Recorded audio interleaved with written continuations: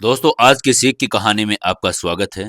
अगर आप पहली बार आए हैं तो हमारे चैनल को सब्सक्राइब कर लें और कहानी को अंत तक जरूर सुनें।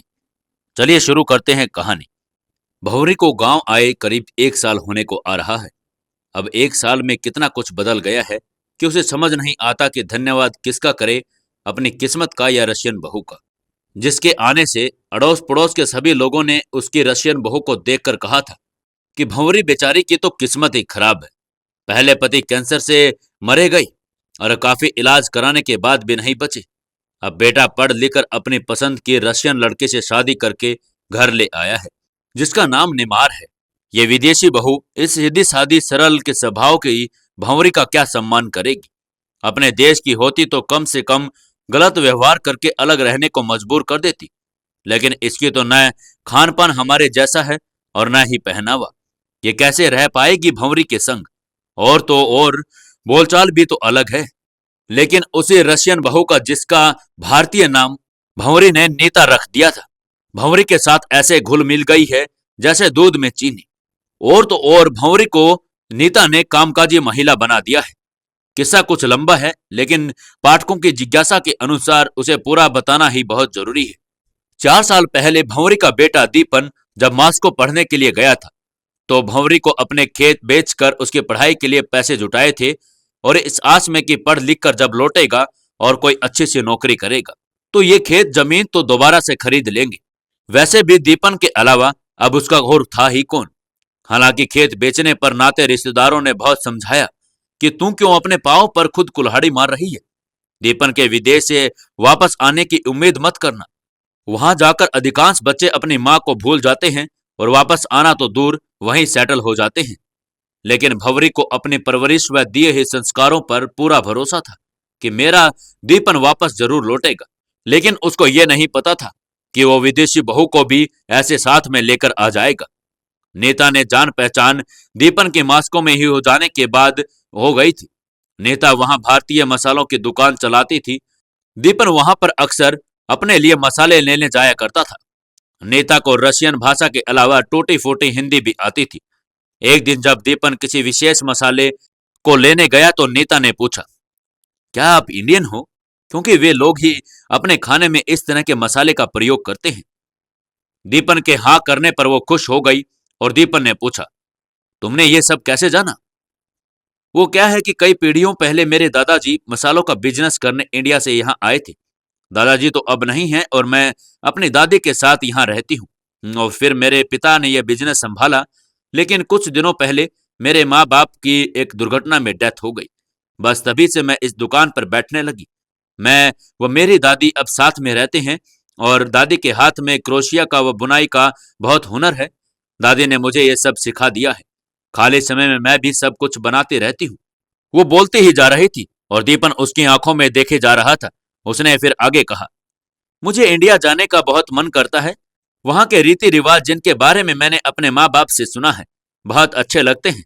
दादी कहती है कि तुम किसी इंडियन से शादी करना, वहां इन सब का हस्तकला की बहुत कद्र है और साथ ही तुम इस हुनर से पैसे भी कमा सकती हो। क्या ऐसा मुमकिन है? नेता ने दीपन से पूछा और दीपन तो उसके ख्यालों में खोया हुआ था। एकदम से चौंक कर उसने कहा, क्यों नहीं, हाँ क्यों नहीं, तुम चाहो तो मैं तुम्हारी मदद कर सकता हूं। क्या सचमुच ऐसा मुमकिन है? क्योंकि दादी की अब उम्र हो चली है। दादी मुझे किसी सुयोग्य हाथों में सौंप कर निश्चित होना चाहती है। नीता ने कहा, क्या मैं तुम्हारी दादी से मिल सकता हूं? दीपन ने कहा, हाँ हाँ क्यों नहीं, तुमसे मिलकर दादी बहुत खुश हो जाएगी। दादी कभी कभी इंडियन मसाला डालकर बहुत अच्छी डिश भी बनाती है।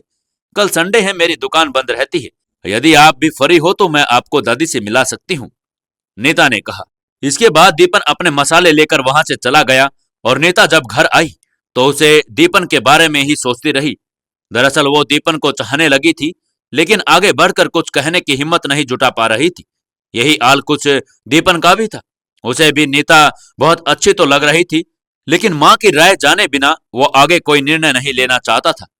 नीता की दादी से मिलकर दीपन को बहुत अच्छा लगा, क्योंकि उसकी दादी ने नीता की मदद से सारे इंडियन डिश बनवाई थी, जैसे आलू पराठा, दही बल्ले, पनीर कोफ्ते।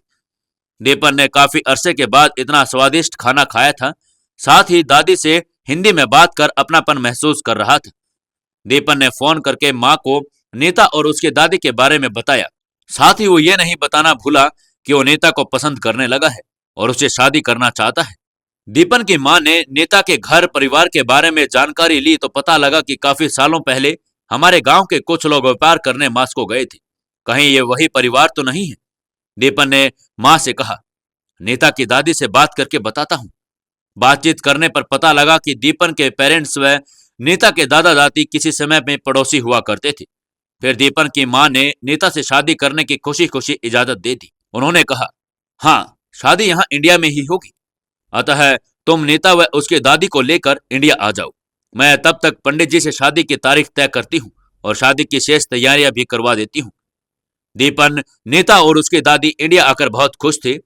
अगले ही सप्ताह के अंदर दीपन व नीता की बहुत अच्छे से धूमधाम से शादी भी की गई। दीपन ने नीता की दादी से मनोहार की कि यदि आप हमारे साथ रहेंगी तो मुझे भी दादी का प्यार मिलेगा। घर में किसी बड़े के रहने की रौनक रहेगी। वह उनके अनुभवों से काफी कुछ सीखने को मिलेगा। थोड़ी सी ना नुकर के बाद दादी साथ रहने को राजी हो गई। भंवरी ने नीता को धीरे धीरे हिंदी बोलना सिखाया। नीता ने जब अपने हाथ से बने क्रोशिया की चीजें दिखाई तो भंवरी बहुत खुश हो गई। उसने कहा कि मुझे भी इन चीजों को बनाने का बहुत शौक रहा है और अभी भी बना रही हूँ, परंतु समझ नहीं आ रहा कि इन चीजों को क्या किया जाए। इतनी मेहनत व लागत लगाकर बनाई गई चीजें किसी उपयुक्त हाथ में पहुंचे तो 4 पैसे भी मिलेंगे और आगे बनाने का जोश भी बना रहेगा। नीता बहुत ही समझदार व सुलझी नेचर की थी।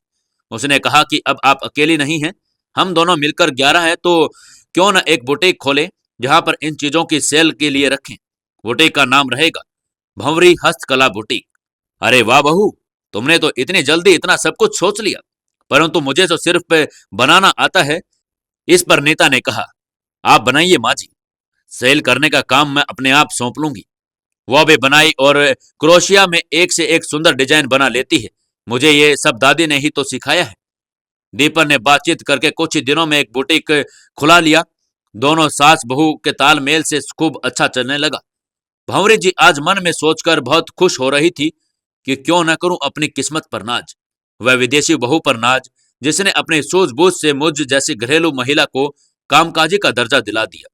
भगवान ऐसी सुगढ़ व चतुर बहू सबको दे जिससे सब अपनी किस्मत पर नाज कर सके।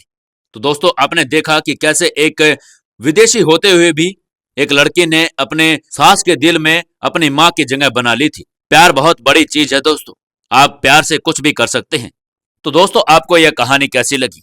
ऐसे ही कहानी अगर आप सुनना चाहते हैं तो हमारे चैनल को सब्सक्राइब कर लें। अगर आप फेसबुक पर देख रहे हैं तो हमारे फेसबुक पेज को फॉलो कर लें और कमेंट करके जरूर बताएं कि आपको यह कहानी कैसी लगी।